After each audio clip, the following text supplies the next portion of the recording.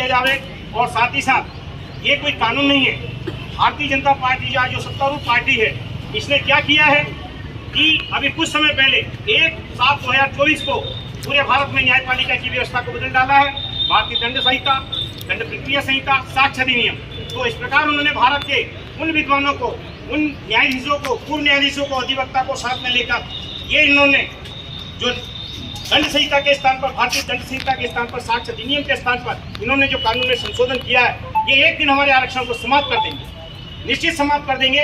इन्होंने हमारे उस वर्ग को ठेस पहुंचाई है और क्रिमिनल को जो उन्होंने चिन्हित किया है, उसके माध्यम से चाहते हैं कि एक दिन आरक्षण समाप्त होगा।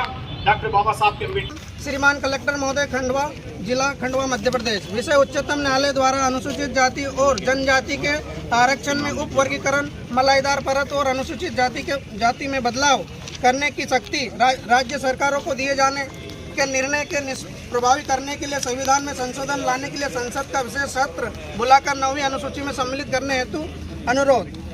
हमारा यह ज्ञापन उच्चतम न्यायालय द्वारा 1 अगस्त 2024 को दिए गए निर्णय के संबंध में, जिसमें अनुसूचित जाति और जनजाति के आरक्षण में उप वर्गीकरण, मलाईदार परत के अवधारण को अनुसूची में बदलाव करने का अधिकार राज्य सरकार को दिया